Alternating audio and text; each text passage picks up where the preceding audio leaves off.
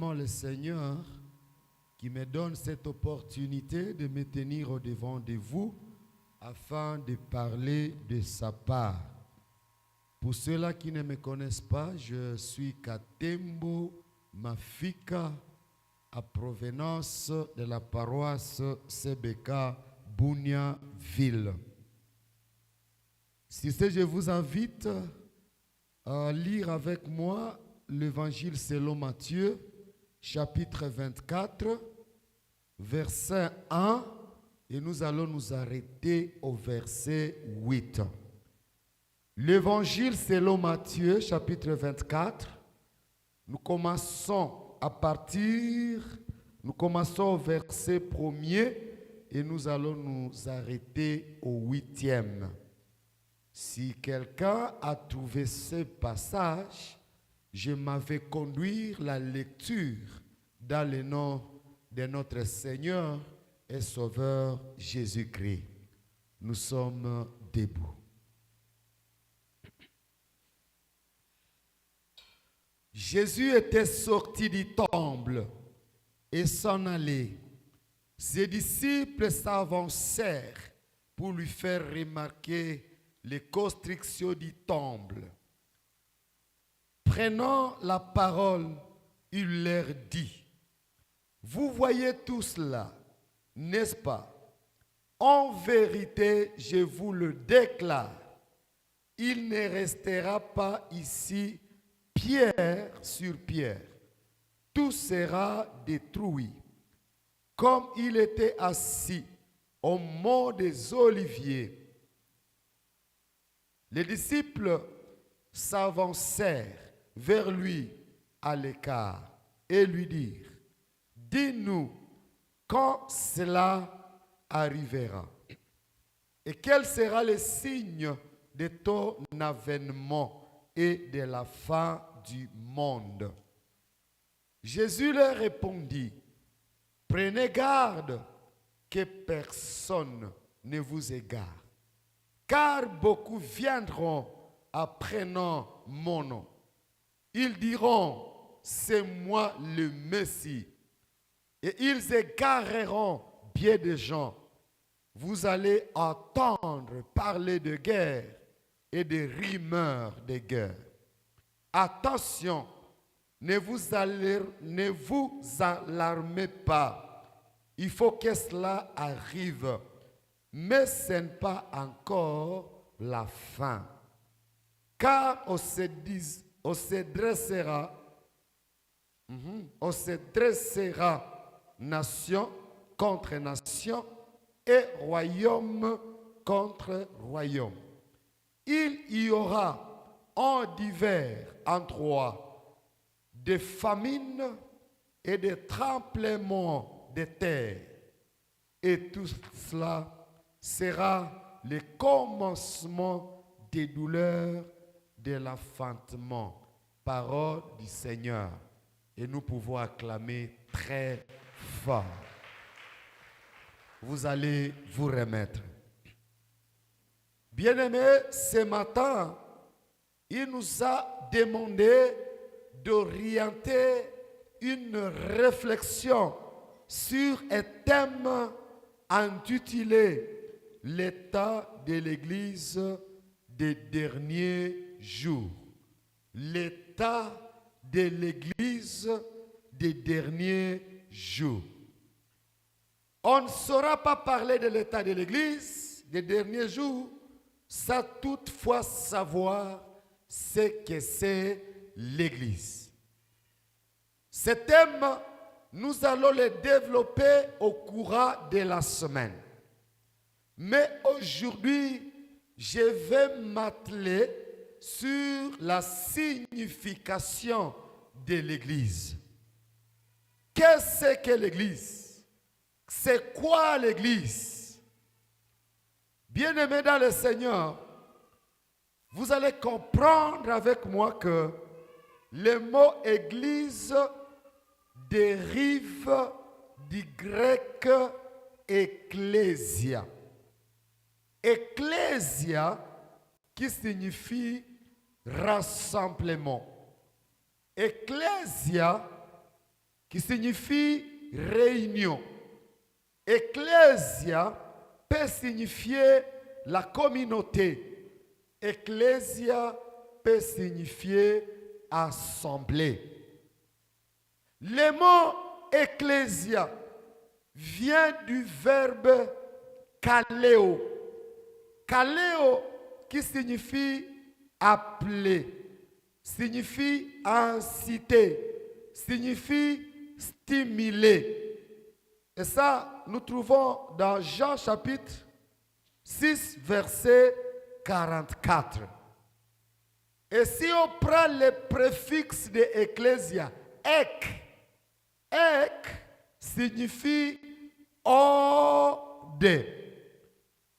Partant de ces mots, vous allez comprendre avec moi que chez les Grecs, ce mot ecclésia désignait l'assemblée du peuple convoquée pour débattre d'une affaire publique. Quand on parle de ecclésia, de l'église, il faut comprendre que c'est une assemblée. L'église, ce n'est pas le bâtiment ici. Ce bâtiment, nous l'appelons temple.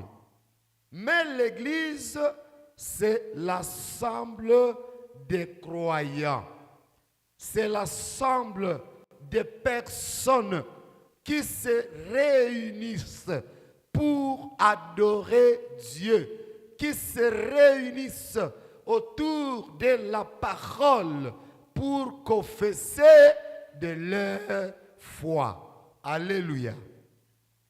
Quand nous parlons de l'église, il ne faut pas voir le temple, les bâtiments, mais il faut voir les personnes. À d'autres termes, c'est moi et toi qui formons l'église. Quand on parle de l'église, c'est Bekahoho, il faut voir toi et moi. C'est moi et toi qui formons, n'est-ce pas, l'église. Alléluia. Est-ce que nous sommes ensemble bien-aimés? Maintenant, dans ce thème, au courant de la semaine, nous allons essayer de parler de l'état de l'église des derniers jours.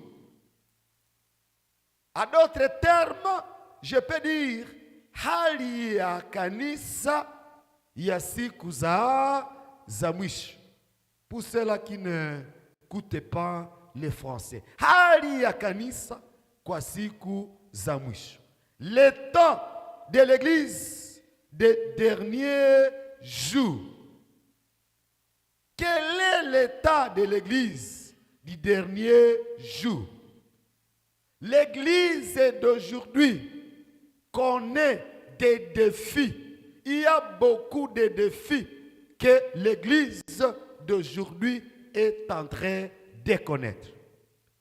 Il y a bien des gens qui se proclament croyants alors qu'ils ne le sont même pas. Tel que nous sommes à ces lieux ici, sous nos yeux, nous vous voyons comme croyants, comme des gens qui ont cru, comme des gens les gens qui, si le Seigneur venait aujourd'hui, ils vont partir avec lui. Et je sais que parmi nous, il y a des vrais croyants et il y a des croyants des non. Les vrais croyants, nous allons former ce qu'on appelle l'église invisible. Et l'église visible, c'est tel que nous vous voyons à ces lieux. Vous formez ce que nous appelons église visible. Il y a deux sortes d'églises, si je peux le dire en d'autres termes. Il y a ce qu'on appelle l'église visible et il y a ce qu'on appelle église invisible. L'église invisible est formée par des personnes qui ont cru réellement, en Christ, des vrais croyants. Et c'est Dieu seul qui connaît cette église invisible. Alors,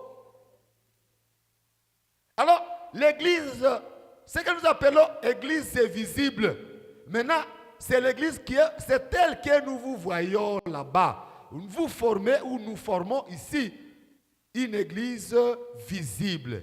Et dans l'église visible, il peut y avoir des bons croyants et des non-croyants. Les chrétiens des noms, des gens qui se proclament chrétiens alors qu'en réalité, ils ne sont pas chrétiens. Et si le Seigneur venait maintenant, ils ne vont pas aller avec lui. Mais j'espère qu'à ce moment, ici, nous sommes avec les vrais chrétiens. J'ai posé une question dans le premier service. Qui parmi nous, si le Seigneur venait maintenant, il peut aller avec lui? Est-ce qu'il peut lever sa main? C'est lui qui sait que si le Seigneur venait maintenant, moi je vais aller avec lui. Qui parmi nous peut aller avec lui maintenant? Est-ce qu'on peut acclamer le Seigneur? Regarde celui qui est à côté de toi. Il n'a pas levé sa main. Essayez de lui poser la question de savoir. Et toi, qu'est-ce qui t'empêche de recevoir Christ? Qu'est-ce qui t'empêche? Pose-lui la question, bien-aimé. Pose la question à celui-là qui est à côté de toi. Nous sommes tous appelés, bien-aimés, à proclamer Christ, à proclamer le royaume de Christ. Nous qui avons crié à lui, nous sommes appelés à révéler ce Christ au monde, à révéler ce Christ à tout le monde qui est autour de nous. Ça, c'est le rôle de l'Église. L'Église a le rôle de proclamer la bonne nouvelle au monde. L'Église a le rôle de baptiser ceux-là qui croiront à l'Éternel. C'est ça même que nous allons faire le dimanche prochain. Et je disais le matin que le baptême que nous allons faire, ça n'ôte pas les péchés. Ce n'est pas le baptême qui ôte nos péchés. En se faisant baptiser, on témoigne de sa foi. On témoigne que je suis déjà mort au péché et je suis déjà une nouvelle créature à qui? En Christ. Je disais que le baptême, c'est un témoignage. Malheureusement, il y a bien de gens qui se font baptiser alors qu'ils n'ont jamais cru à qui? À l'Éternel, au Seigneur. Et ça sera une honte terrible lorsque on va dire, sors de ces lieux, moi je n'étais jamais connu. Alléluia. Vous qui serez baptisés le dimanche, vous êtes avec nous? Vous qui allez être baptisés, vous êtes avec nous? Est-ce que vous pouvez vraiment vous manifester en levant les mains? Alléluia. Demande à celui, à ton ami là, est-ce que tu as déjà crié au Seigneur? Parce que c'est ça l'essentiel.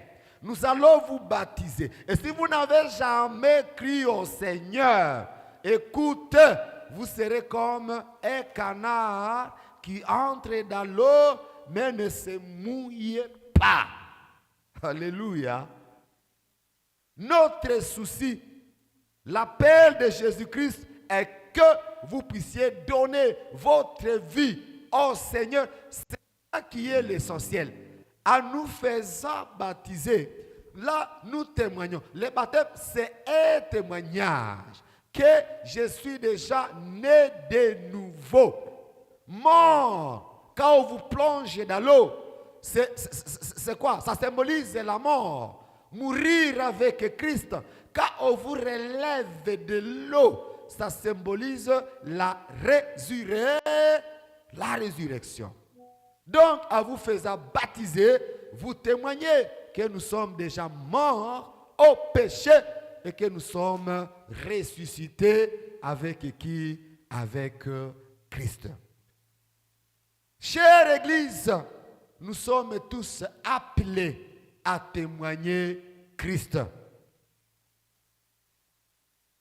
Le temps que nous vivons maintenant, c'est le temps difficile. Iko nyakati ambazo ziko nguvu. Kanisa linapitia machangamoto. Lina traversé beaucoup de défis maintenant. Sont nombreux qui sont dans l'église, font semblant d'être chrétiens alors qu'ils ne le sont pas. Je sais que parmi nous, il y a ceux-là qui sont là seulement pour être là. Ils se vendent. Je suis chrétien de la CBK, Hoho. Ils viennent ici tout simplement parce qu'il y a un beau temple. Et quand vous les écoutez parler ici et là, vous allez les écouter dire non, chez nous, nous avons un beau temple. Nous avons déjà construit. Donc, wao tu ni masifa majitapo, lakini hajue kama iko kukia wapi. Wako humu, hawako humu. Ils sont avec nous, ils ne sont pas là, bien-aimés. Kanisa letu la Hoho, kanisa letu njo la mzuri, tulishakamaliza kwetu. Ile njo hali ya kanisa ya siku za mwisho leo. Yenye iko inafanya nini? Iko inaonekana. Là où nous avons lu, nous trouvons même les disciples qui vont aussi vouloir se vanter au devant de Jésus. Si vous prenez le verset 1er du chapitre 24, il est dit ceci. Jésus était sorti du temple et s'en alla. Ses disciples s'avancèrent pour lui faire remarquer les constructions du temple. Wanaenda kumuonesha majengo yao, hekalu lao, majengo ya hekalu lao. Hata kama Biblia ituambie kama lilikuwa namna gani, lakini tunajimagine ya kwamba lilikuwa hekalu nzuri ambalo wako wanajenga, hekalu ambalo liko ota. Alors, wanase éviter Jésus akuye aone majengo ya hekalu lao. C'est comme notre temple ici. Ça a un bijou. Alors imaginez-vous, vous m'appelez, bon pasteur surveillant, venez voir les constructions de notre temple. Et quand j'arrive ici, munawaza ni tabatapa, alafu nina wa, j'ai fait quoi? Nina wa défier, nina wa décevoir. Waliwaza Yesu atawatapa. Ils ont pensé, Jésus va l'éventer. Écoute la réponse de Jésus. Qu'est-ce que Jésus a dit? Si vous avez bien lu avec moi. Jésus a dit ceci. Prenant la parole, il leur dit, vous voyez tout cela, n'est-ce pas? En vérité, je vous le déclare, il ne restera pas ici pierre sur pierre. Tout sera comment? Détruit. Hakutabaki ya jiwe juu ya jiwe, lakini ile hekalu yenu itabomolewa. Itabomolewa. Quelle désolation. Quelle désolation. Wanawaza akosi atawatapa, lakini anasema hapa hakutabaki jiwe juu ya jiwe, hekalu lenu litafanya nini? Litabomolewa. Alors, les disciples vont poser des questions. Au verset 3 jusqu'à 6. Mais comme il était assis au mont des Oliviers, les disciples s'avancèrent vers lui à l'écart et lui dirent, dis-nous quand cela arrivera. Unasema, nyumba yetu itabomolewa, hakutabaki jiwe juu ya jiwe, itabomolewa. Non, Seigneur, dis-nous quand cela arrivera. Et quel sera le signe de ton avènement et de la fin du monde? Dis-nous, Seigneur, le signe de ton avènement et de la fin du monde. Jésus a donné réponse à cette question. Il va leur demander d'être vigilants. Qu'est-ce qu'il va dire? Prenez garde. C'était au verset combien? Jésus leur répondit au verset 4. Prenez garde que personne ne vous égare, car beaucoup viendront apprenant mon nom. Ils diront, c'est moi qui? C'est moi le Messie. Et ils égareront bien des gens. Vous allez entendre parler de guerres, de rumeurs et de guerres. Faites attention. Les disciples lui posent la question. Quand cela arrivera, montrez-nous les signes de ton retour. Alama ya kurudi kwako. Tuoneshe alama ya siku ya mwisho. En répondant à cette question, il va leur dire, prenez garde que personne ne fasse quoi? Ne vous égare, car plusieurs viendront à mon nom. Il y a bien des gens qui viennent au nom de l'Éternel et qui sont en train d'égarer le peuple de Dieu. Il produit même des signes. Il produit même des miracles pour vouloir égarer le peuple de Dieu. Alors Jésus dit, bien-aimé, prenez garde que personne ne fasse quoi? Ne vous égare, parce que beaucoup viendront à mon nom. À d'autres termes, qu'est-ce qu'il est en train? Il est en train de vouloir dire, ne cherchons pas de signes spéciaux et ne gardons pas notre temps, ne perdons pas notre temps à regarder aux autres. Gardons nos yeux fixés sur Christ, le seul moyen de nous protéger et de nous appuyer sur Christ. Le seul moyen est de nous protéger et de nous appuyer sur Christ. Alléluia. Ne cherchez pas les signes. Ne cherchez pas comment. Mais il est en train de les appeler à être prêts à sa rencontre. Alléluia. L'église d'aujourd'hui, connaît beaucoup de défis. Il y a des gens qui s'amènent, des gens qui se disent prophètes, des gens qui viennent à son nom alors qu'ils sont des prophètes des mensonges. Alors, il met son église à garde. Nous qui sommes chrétiens, pendant ces moments, les moments que nous vivons aujourd'hui, les moments dans ces derniers jours, le Seigneur veut que nous demeurions vigilants. Parce qu'il y a bien des gens qui sont en train de venir à son nom alors qu'ils ne viennent pas de lui.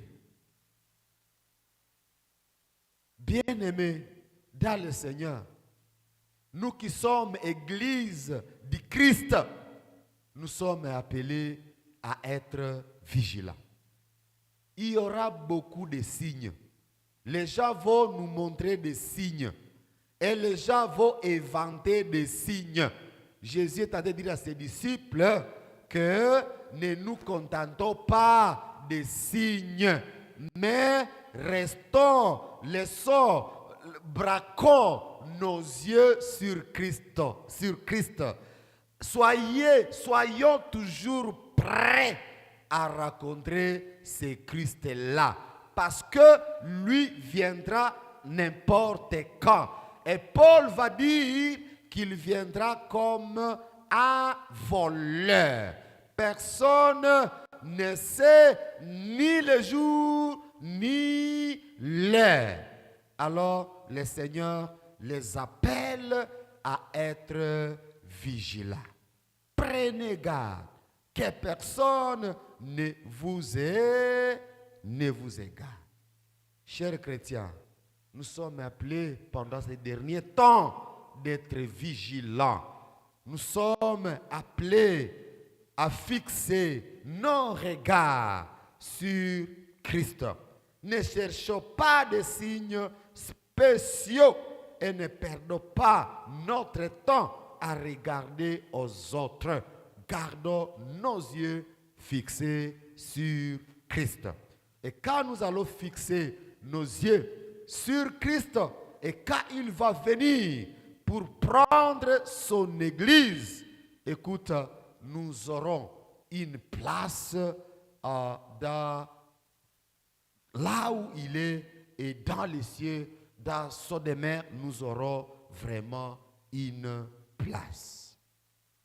Ce matin, cet avant-midi, je voudrais que tout et chacun de nous entre en lui-même, intériorise ces messages, se pose la question de savoir, est-ce que vraiment mes yeux sont braqués sur Christ?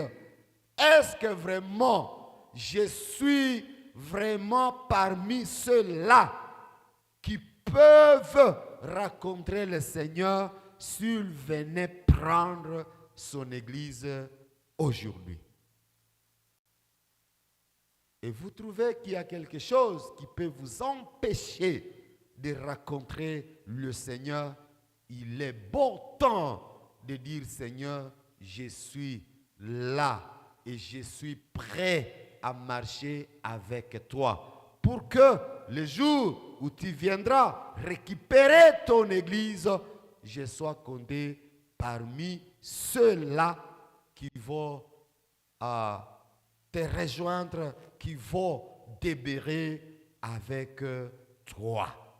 Il est là et il est miséricordieux, quels que soient tes fardeaux, quels que soient tes péchés. Si tu confesses de ta bouche, il est prêt à t'accorder le pardon.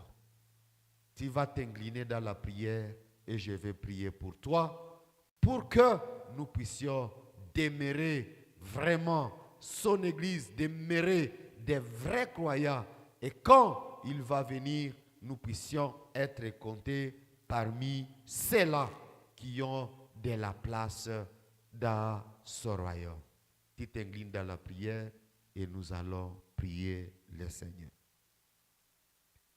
Je te bénis, Père, pour cette parole novatrice et tonifiante que tu viens de nous adresser ce matin. La parole qui nous parle de ton Église, de l'état de l'Église du dernier temps. Merci parce que tu viens de nous révéler que nous avons le rôle de prêcher ce que nous avons reçu de toi, de prêcher le salut que nous avons reçu en Jésus-Christ. Est-ce là à parole et en acte? Merci pour mon bien-aimé, ma bien-aimée qui venait d'écouter ces messages. Et merci pour l'esprit de force que tu nous donnes. Et merci pour ton esprit qui est notre maître d'école par excellence, qui vient de nous communiquer ce message. Nous voulons que ce même esprit continue à nous parler pour que nous puissions être des vrais disciples, pour que nous puissions être formés une église que toi-même tu reconnais, une église que toi-même tu connais, une église qui proclame ce que toi tu es. Nous te bénissons, Père, parce que tu nous écoutes, et nous te bénissons, Père, parce que tu vas cheminer avec tout et chacun de nous. C'est au nom de Jésus-Christ que nous t'avons ici prié. Amen. Que le Seigneur bénisse sa parole.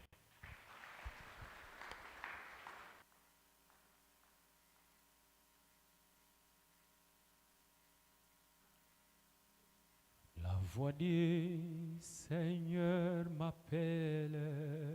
Nous allons lever tous. La voix du Seigneur m'appelle. Prends ta croix et viens